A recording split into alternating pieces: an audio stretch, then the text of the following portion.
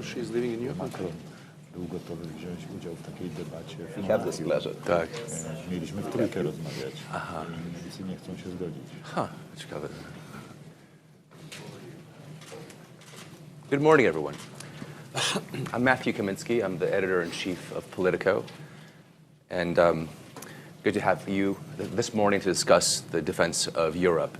On a small personal note, I started off 30 years ago as a journalist in Vilnius, looking at the Baltics, spent the next 3 years in Ukraine, then went to the Balkans. At the time, it seemed like we were settling a lot. There were some certainties that were put in place, and much has changed. But there is so much uncertain right now. Europe is in the midst, it's entering its second year of the biggest ground war since World War II. The Balkans seem like everything is not right there. A lot of question marks over the future of the Western alliance. We have a terrific panel this morning to try and talk through these challenges with Poland, with the leaders of Poland and Lithuania, are two countries that have led the way in the West's response to Ukraine. We have the leader of the Belarusian opposition, and Belarus has played a very central role here and is a very central piece in sort of deciding what kind of Europe will we have on the eastern flank. Portugal is one of the founding members of the North Atlantic Alliance, and we have the leader of North Macedonia, which is in a region which had caused a lot of trouble in the 90s, and I guess is now part of the thinking about what kind of Europe we have going forward. Now, I want to start maybe, since it is morning, maybe with a couple quick round questions for this group to get us going. And in a sentence or two, I want to ask each of you, in these grim times, what is the one thing that makes you hopeful? Maybe I can start with President Duda. What makes us hopeful? Hopeful. The one thing that gives you hope this year when you think about the future of Europe, the defense of Europe. Absurd will never exist for a long time, in my opinion. So this situation is absurd. Yes, that was hard to imagine that 70 years after the Second World War, yes, we will have war in Central Europe in full scale. This is something ridiculous, and that was very hard to believe when we received before the war, yes, all this secret information telling that we would expect full-scale Russian invasion against Ukraine, yes, and that Ukraine will probably survive no more than 72 hours, yes, and that was something I remember I was counting those thousands of Russian military units, yes, and soldiers. Is it possible, yes, if you take into account the general number of Russian military forces, yes, and you have the information that Putin gathers some part of his military forces around Ukraine, yes, 160,000, 170,000, yes. Is it enough to invade whole Ukraine? Yes, if you take into account that this is a country 2 times bigger than Poland. Poland is 312,000 square kilometers. Yes, Ukraine is 2 times bigger. Yes, it's more than 600,000. Is it possible that they will occupy? Kaminsky said a sentence or two, please. Yeah, so in the morning. Okay, but what's that's hopeful in a sense. It's very. Ukraine is still here. I don't want to. I'm sorry. It's too early morning. I don't want to speak about hope. Yes, I'm very happy that Ukrainians are so brave, and a day before the invasion, few hours before the invasion, when we both visited Kiev with President Gitanas Nauseda. Yes, we talked with Volodymyr Zelensky. He said to me, Andrzej, we are really ready. He said to me, we are really ready, and we will never survive. We will never surrender. Yeah. Perfect. President Nauseda, what? I would like to stress a few moments. First of Again, all, a couple of sentences. okay, Maybe more than two, but less than five, I think. I try my best. First of all, the success of Ukrainian military forces in the battlefields. I remember our first meeting after the war broke out on February 25th in European Council.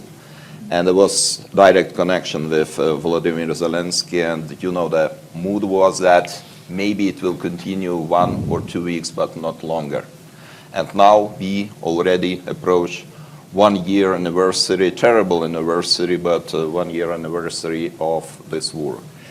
The second issue is, despite our some disagreements, we stay united. I am talking about European Union and also other like-minded countries. And you see, we passed already 9 packages of sanctions, sometimes with certain exemptions that trying to take into account the specificities of some countries. But even having quite difficult situation, we were able to stay united, and this unity is productive.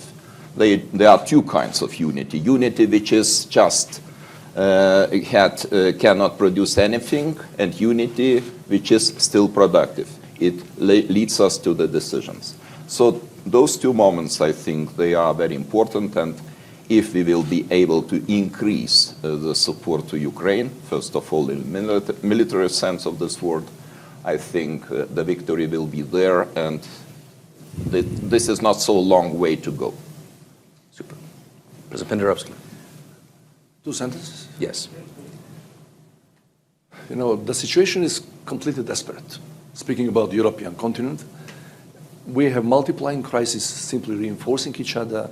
There is no too much room for hope. But I will take the solidarity being shown on the unprecedented levels among the European partners and transatlantic bond, which has been never stronger in a decades. I will take the hope from last year as the point of departure for hope for this year. Thank you.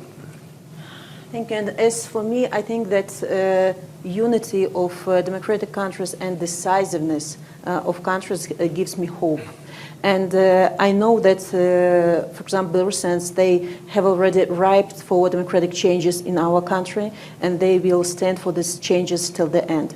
And I'm grateful that there are such leadership as Polish leadership and Lithuanian leadership that show example for other countries how to deal when enemy is knocking to your doors. So I'm really grateful for opportunity for Belarusians to participate in this new security architecture of our region, and I hope that not only politicians but ordinary people realize that a lot depends on them, and they open their doors and their hearts for all those who are looking for defense, who are looking for support. Perfect. Mr. Bueno, you come from the other side of the continent, a little bit more peaceful side. But I'm going to say more or less the same ideas that from the East. So coming from the South, the hope comes from this sense of unity. And it's unity of purpose, unity around our values, our European values that are pluralism, diversity, rule of law, reject of the war as a way of settling disputes. And we are all looking towards the future. future is European integration and these European values, and we are rejecting those that look toward the past, a very dark past in Europe, the spheres of influences, walls, fences. So this is the real hope. You know, I was going to ask, as a follow-up, a quick round question, what worries you the most? But I think we got from all of you kind of a sort of hint of the worries. You did all speak about the unity of the alliance and the unified response. And not to put a too negative light on this, but I wonder, again, very quickly, where is the weak link? Where do you think that, how can this be undermined? What are you most worried about in terms of that unity staying in place? Starting from Yes, this side, yeah. I'm not afraid that this unity will be broken. I think that both in the Ukrainian crisis and before in the COVID crisis, we have realized that the best method is doing things together. And if we compare this and how we tackled the crisis in 2008, the financial crisis, that took 10 years to get out, we have all realized that being united, being together, we get better through the crisis, we get out of the crisis faster and in better shape, leaving less people behind. So the only thing that worries me not within is that outside there is someone that thinks in an old fashion that war and violence is a way to impose your ideas and to settle political disputes. Maybe another way to put it to you, like how would this, what is your worst case scenario for this year? Svetlana, I sort of, let me ask your sort of neighbor. Yeah. To you. Yeah. What really, I mean, again, I think all of you give a sense of, you know, that there is resilience among the allies, but what worries you the most? So, of course, I'm going to describe your ideal scenario. At the moment, I'm sure that Ukrainians, with the assistance and help of democratic countries, will win this war, and there will be changes, hopefully, in Russian administration. And so as we know that the fate of Ukraine and Belarus are intertwined, so I'm sure that the victory of Ukraine will be a new window of opportunities for Belarusian people to uprise again and to get rid of this dictatorship. So Belarus and Ukraine will be free, and we will become part of European family of countries, and in Belarus we will build democracy. In Ukraine they will restore their cities again with the help of the world, and everybody will be happy. It's an unusually bright view from our part of the world. But we live in reality, and I understand that there can be different scenarios, but we have to be prepared for everything. No, I have no concerns that the newly found unity and solidarity, not only pan-European but transatlantic, will not hold this year. It will hold. But to be realistic and to be honest with everybody, with the public, with you, I'm a bit concerned whether that will hold when the war in Ukraine is over. Of course, everybody would like that war to stop today. But you know, the logic of the states, the logic of the national interests of the states has always been for centuries and centuries to take a look of your backyard. If we are going again towards giving priority to the national interests of the states, then this newly found unity and solidarity will be gone. Why it is necessary, after the war in Ukraine is over, why it is really necessary, critical even, to hold this unity and solidarity, transatlantic bond. Because we are seeing throughout the world, in some of the biggest countries in the world, that the authoritarian tendencies are on the rise. If democracies are not getting together, sticking together, respecting the same values, and fighting for them, sometimes literally fighting for them, then the autocracy will prevail. We have said last year when this war in Ukraine started, well before that in Belarus, that this is in essence dilemma and battle between democracies and autocracies and outright dictatorship on the part of the Russian Federation today. So we have to be in full unity and in full solidarity after the war in Ukraine is over. That is necessary for the better world. President Nauseda, I mean, they spoke sort of very sort of at a higher level. I wonder, when you're thinking about the things that sort of concern you, is there anything more immediate or sort of specific that maybe comes to your mind? I will start first of all from saying that I am a strong believer that Ukraine will have this victory, and it will be a very important victory for Ukraine itself, but for all of us too.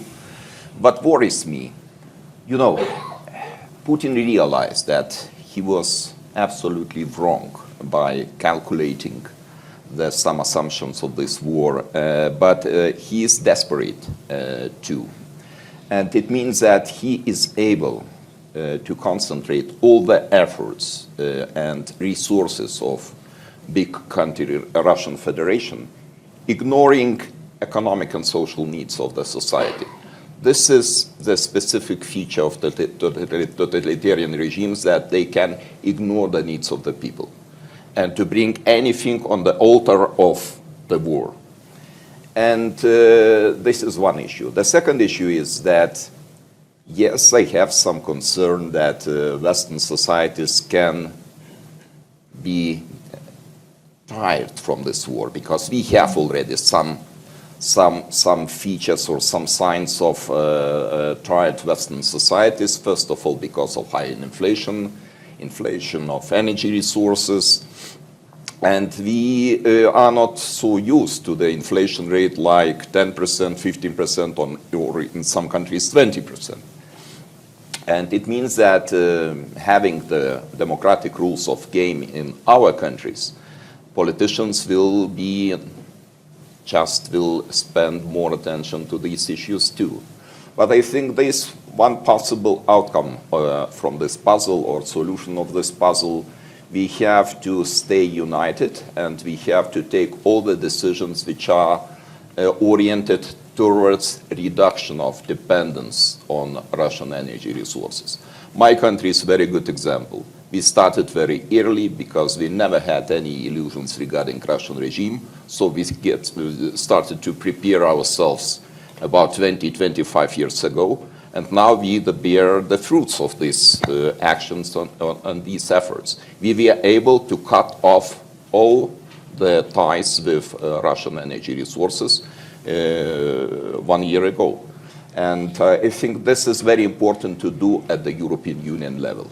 We started quite successfully, but we have to continue, because some countries are still dependent. They are exposed to the Russian blackmailing, especially energy blackmailing, and this is very important to break up this dependence. A chance for one word answer even, and then I want to come back to you with a more specific question that will require more. What is the weak link in the West's response to Ukraine? There has been one message from Ukraine since the beginning of the war. This is what Volodymyr Zelensky told us at the beginning on the phone. You know that at the beginning of the war, I talked with him practically every day, even a few times a day on the phone, and there has been one message: weapons, and once again weapons. We need weapons. We need military support, and this is the most important element of this game. Yes, if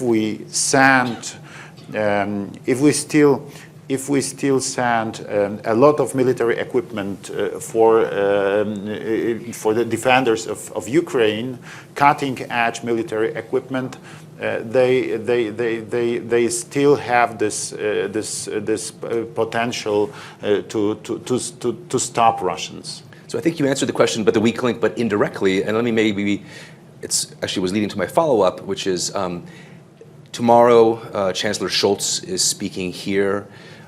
Germany, the UK has just been the first country to send tanks to Ukraine. The US is talking about sending the Abrams tanks. What do you expect or hope out of this week? Will Germany send the Leopard tanks? What might happen at this Ramstein meeting of defense ministers later this week in terms of arming? Have we turned the corner in terms of giving the Ukrainians more offensive weapons, or not?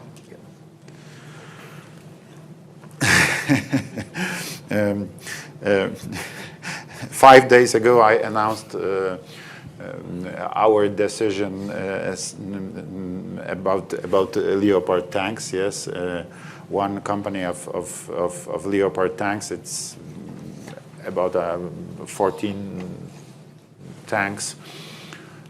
We really decided to send it to Ukraine, but we hope and we are trying to organize a bigger support for Ukraine. So we hope that there is a few partners, a few allies who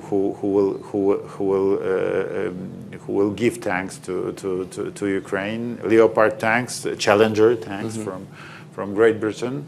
Yes, and so we hope that producer of the tanks, Germany, will also participate in this, in my opinion, very good idea. I was asked by Volodymyr Zelensky for that military support a few times. He said to me, Andrzej, we need modern tanks because it's the only way to stop the Russian invasion. Now, we sent to Ukraine our Krab howitzers, yes, very modern and very efficient. We sent to Ukraine more than 260 our tanks, but old ones, but old tanks. We had those tanks from USSR, yes, but that moment, it was half a year ago, yeah. It was in March, as I remember. They needed those tanks in that moment. That was immediate need, and so we decided to send this. You know, it was more than we afford. It was more than we afford. We hadn't those tanks in our reserves. That was those tanks were we took those tanks out of our military units, yes, regular military units, but we understood that this is you know issue of this. This decision that was the very difficult moment because Russian military forces, you remember, they were practically around Kiev, so that was very difficult time for defenders of Ukraine. We decided to send help, and that was. And practically, that was the beginning of the big military support for Ukraine, and so we hope that this time that this decision that we announced that we are sending our Leopards to Ukraine will start a new chapter in this military assist to And Ukraine. are you talking to the U.S. about sending your MiGs to Ukraine and getting sort of the I think F-18s or F-35s in return, or is that sort of a dead issue for now? It's a very complicated story, Okay. so please. No, maybe we should switch off the cameras. Continue speaking on the topic. Mr. Bueno, you know, from a NATO perspective in a country further away, how much more do you think the alliance should be providing in terms of military hardware to Ukraine? I think that the unity of all Europeans, with our natural transatlantic allies, especially the United States, is out of question. But it must be very clear, and this is also an important part of what is going to be at stake this year, that this is Vladimir Putin's war. Neither NATO, no European Union, no any European country has won in this war or is at war against Russia. Because sometimes in Europe and in this panel, we all know what we are talking about that. Last week, I traveled to Western Sub-Saharan Africa. The week before, I was in Latin America. Things don't seem that clear. Sometimes it seems like this is Russia against the Western world. We must keep remembering NATO is not a part of this war. President Zelensky and Ukraine didn't want this war and didn't do anything to deserve this war. This is Russia's war. So far, the political support comes from all allies, but the weapons comes from European Union and from European Union countries. And I think it is very important to make these things clear, because otherwise we can lose a lot of partners around the world. That's a very good point. And President Nauseda, I'm curious to you, that sort of speaks to some divisions within the alliance about how far to go, obviously. I wonder how you've managed those divisions, since you're obviously in the more the avant-garde in terms of trying to push the alliance forward. We are not a big country, of course, but we started to support Ukraine militarily, and we are the example how decisive we can be. And we started to deliver stingers to Ukraine even 2 weeks before the war started. And this was our strong commitment and absolute unity in our society. I have to stress this factor too, because in Lithuania, 99.9% of the population strongly support Ukraine, and this in such an environment it's very easy to take the decisions, tough decisions. But sometimes, yes, I have the impression that somebody has to take the first move, like in the story with the tanks. I like to play chess. So in chess, you have to take the move, and then others will follow. So, somebody has to take this leadership, to take the decision in order to support Ukraine, because the tanks become very strategic factor of this war, especially now, having in mind this positional war in the eastern part of the country. So one word answer, do you think Chancellor Scholz will greenlight the Leopard? I strongly believe that Chancellor Scholz will decide on this. And I was a witness of a very important break point or turning point in the thinking or mentality of Germany. By the way, one more witness was Prime Minister of Poland, Mr. Morawiecki, and we visited Berlin. And at that time, Germans decided that instead of providing humanitarian aid, they decided to deliver weapons. It was first very important qualitative moment in the decision-making of Germany. And now we are in the situation where there is more commitment needed, stronger commitment needed to deliver armored vehicles, tanks to Ukraine, and hope very much that our strong ally will do this. Right. Let me just change tack, if you don't mind.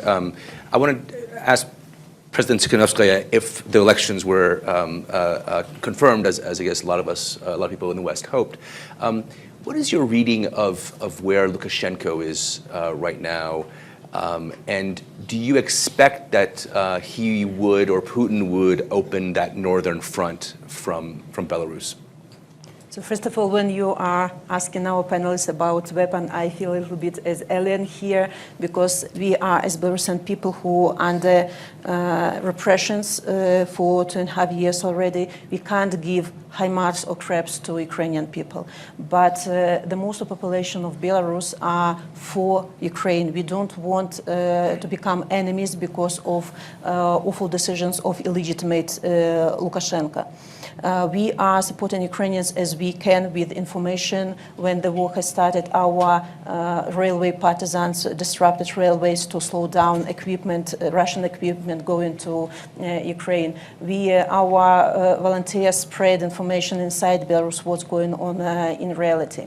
But now we are in such a position when Belarus unexpectedly people became co-aggressor in this war, because Lukashenko is maybe the only ally to Putin. He has to be loyal. He provided our country as launch pad for missiles, for training of Russian soldiers.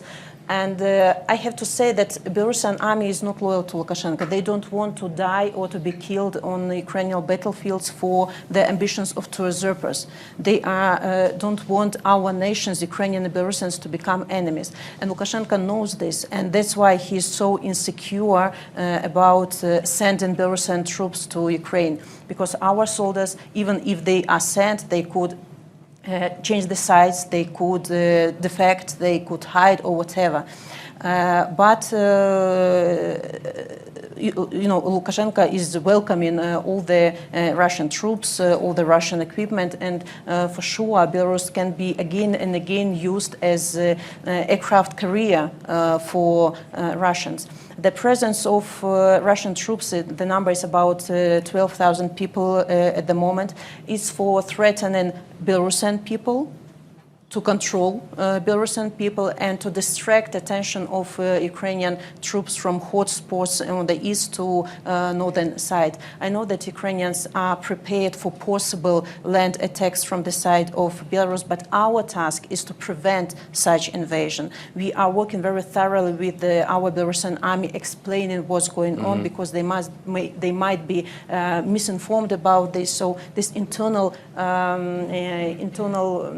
explanation is very important in this issue. So we want the world to divide Lukashenko's regime and Belarusian people and to perceive us differently. Super.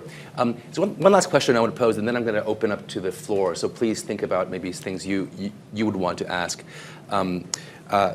President Penderovsky, we haven't talked about the Balkans that much, but there is some you notice on this, lower down on we in the front page. We have a separate roundtable on 2 days from now about the Western Balkans. But okay, but tell me quickly, how worried should we be about what is going on in Mitrovica, what's coming out of Banja Luka? I mean, you're one of the newest members of NATO, and this obviously was a major preoccupation for the alliance in the 90s, early 2000s.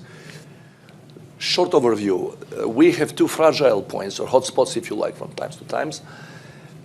In the Western Balkan region, this is Republika Srpska within Bosnia and Herzegovina, and north of the Republic of Kosovo. What Putin's regime is doing is, for years back, not only since the war in Ukraine started, but for years back, he is trying to provoke the people there in order to disrupt the integrity of these two countries. But realistically speaking, in the past year or so, Russian propaganda, fake news, political propaganda, hybrid threats, that kind of attacks has not intensified because Putin's regime is fully preoccupied to counter the Western alliance because of the war in Ukraine. But local actors, some of them who are not quite happy with the so-called peace agreements being reached in the 90s, are doing their part of the job. And they are from time to time provoking with inflammatory rhetoric, then some disturbances in these two countries. My guessing is, and my judgment is, that if Russia will try to deflect somehow the attention of the West, again from Ukraine, which is the main theater of war and propaganda, of course, that the Balkan or the Western Balkan region is more prone to that than Baltics. So we should take care about that as an alliance, as a NATO alliance, and then as a member states of the European Union or candidates for membership in the European Union, because it seems to me that the so-called soft spots in the whole pan-European security architecture right now, apart from Ukraine, of course, and that danger coming from Kremlin, in this direction is Western Balkan, Who's the key player here, EU, NATO, or the US? United States.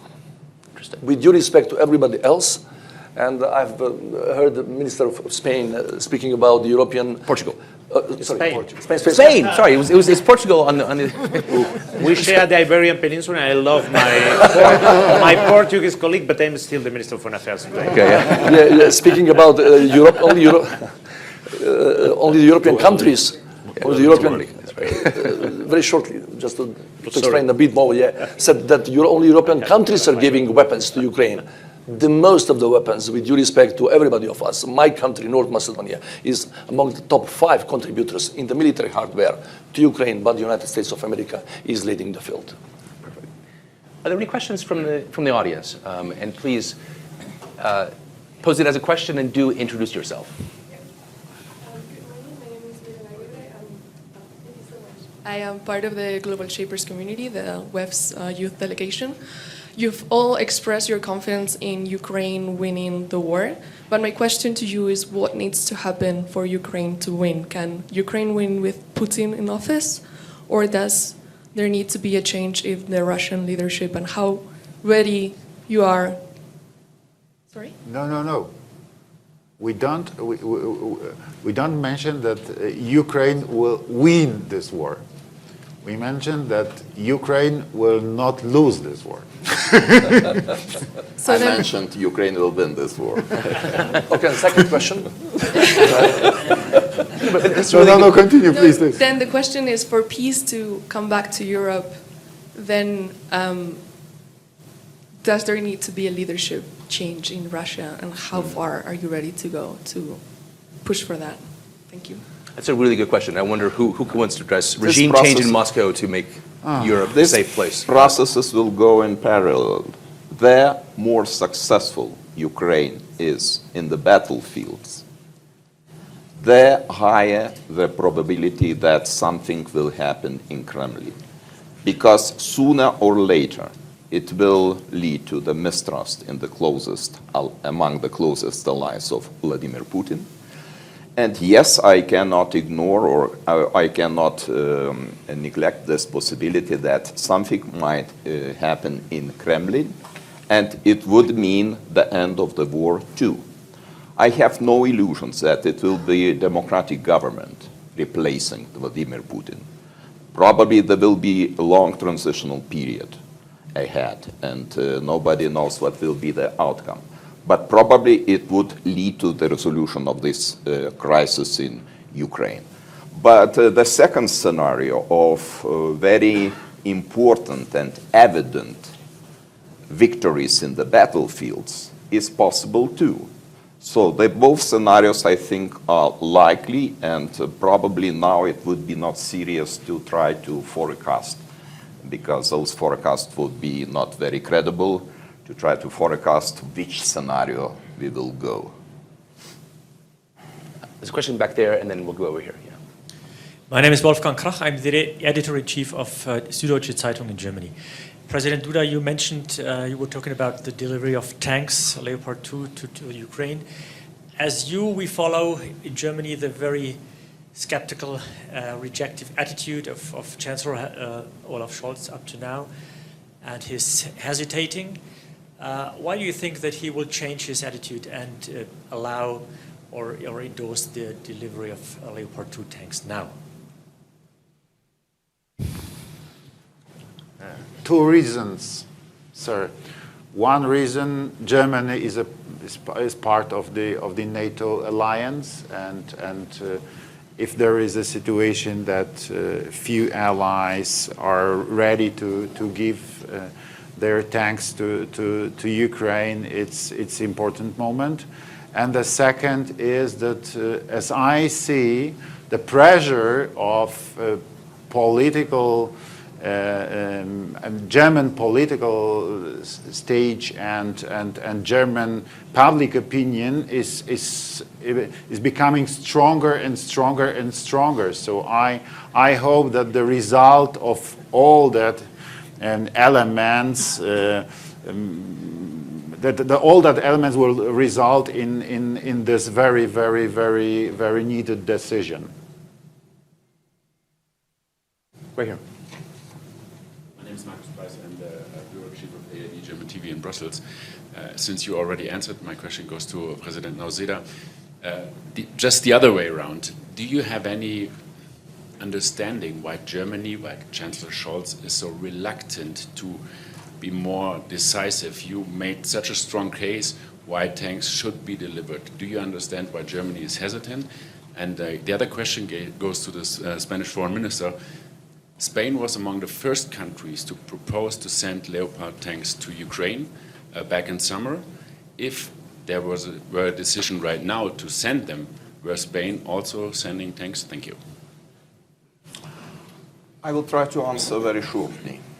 Yes, we have 27 members of European Union, but the attitude of the society to what is happening in Ukraine is quite different. I could name again the example of my country. I cannot even imagine that, for example, some demonstrations against the support to Ukraine could take place in my country. Probably they will not collect 200 people in my country. But I understand also that situation in some other countries is different. And President Duda mentioned that the attitude of German society is changing. But still we cannot ignore the reality that still the attitude or the mood of German society is absolutely different comparing with Lithuania. So this is the reason why politicians have to take into account this situation, and sometimes it explains that some decisions in some very important countries of European Union and NATO come later than we all expect and we would wish. So this is the reason why we see some delay in the decision making. And I have to tell you honestly, it's a pity, because every day of this war costs a lot. Not to us, not so much to us. For us, it's just means that probably energy resources are more expensive, but it's peanuts comparing with the suffering of Ukrainian nation. So every day brings more casualties, more destroyed houses, infrastructure, and so on. So we don't have the luxury for such delays. And decision making must be decisive, fast, and it would lead to the faster victory in this war. There is a very important meeting of ministers of defense in a few days where important decisions will be made, and we like to do things together and united because we think that that's the best tool to bring peace to Ukraine. That possibility is not on the table as we are speaking today, but the way Spain is behaving in this Ukrainian war is at each state we do what we think is the best to help Ukrainians to defend its sovereignty and territorial integrity and to bring peace the fastest as possible to the country.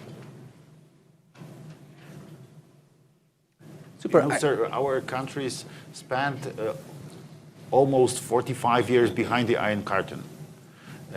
So we know Russians very well, and there is one answer in Poland, in Lithuania, in Ukraine. Ruski mir, no, thank you. I'm coming from Washington. Let me ask a very parochial Washington kind of question to this group of European leaders. How concerned are you about some of the noises coming out of surprisingly, I guess, if you look at the history of American foreign policy, of the Republican Party, which is calling into doubt support for Ukraine? Kind of curious, how closely are you even following that? And even support for Ukraine, but it's actually support for the Of alliance, course, since the previous president said NATO. You know, we are really far away from Washington, D.C., but geographically speaking, but politically we are following that closely. I am not seeing very strong signals that within the Republican Party these voices are so prevalent, so to say. And it seems to me that the bipartisan support within the Washington, D.C. towards the war in Ukraine is unprecedented. You're living there, you're coming from the United States, then tell me any other issue on which the Americans or political parties, two main of them, are so unified around. There's no any other single issue. So on the issue of Ukraine, war in Ukraine or Russian invasion in Ukraine, they are, I think, 90% unified. And it's going to hold. Yes, we have. This is a matter of concern, of course. We are also closely watching what is happening there, but I think we have to decide just by looking what the United States government is doing. And the United States government is doing a lot. And I expect that there will be bold decisions taken in the NATO summit, which will take place in Vilnius this time in July. And we have very high expectations that it will be not only the summit dedicated to our own security, but also the summit dedicated to the security of Ukraine, meaning that we will find some formulas or algorithms regarding the expectations of Ukraine to integrate closer to the NATO too. So far, of course, I cannot say that we will discuss the full-fledged membership of Ukraine in NATO. But we have to find some new expressions or sentences just giving the hope to our friends in Ukraine. Because every time, to repeat what we already said in Bucharest summit in 2008, we keep the doors open. It's not enough anymore. And we got this message very clearly with President Duda when we gathered in Lviv. Okay. Please don't tell us that the door is open, because we cannot find this door. Where is this door? When will Ukraine join NATO, do you think?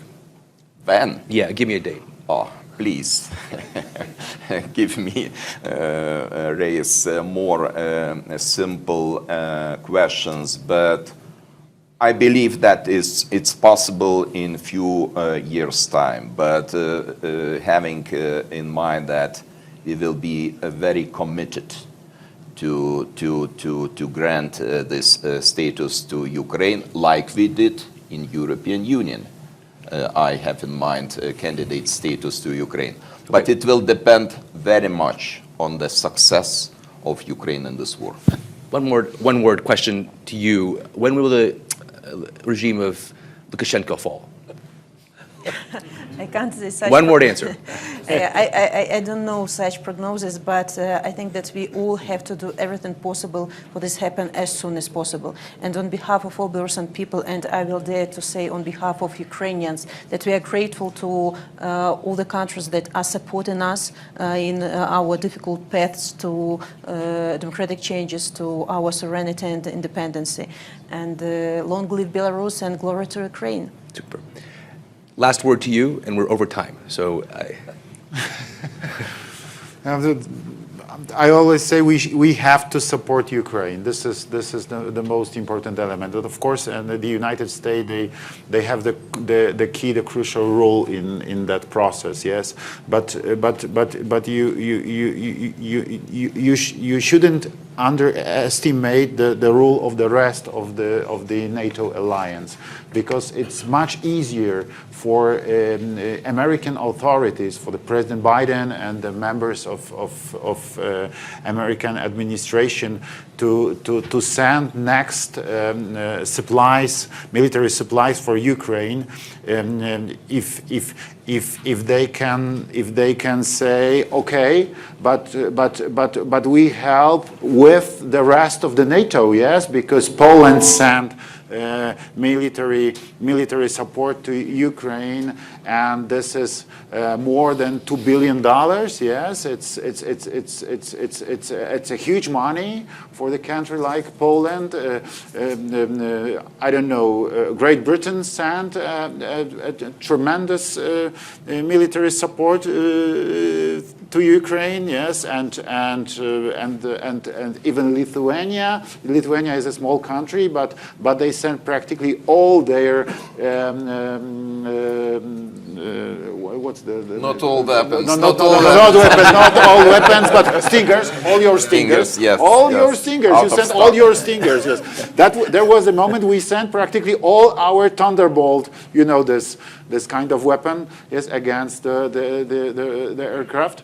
And so it's really a difficult situation, and we understand that. But this military support for Ukraine is a crucial element of how to solve this difficult situation. Super, thank you. On that note, thanks to all the leaders for coming this morning. Thank you so much.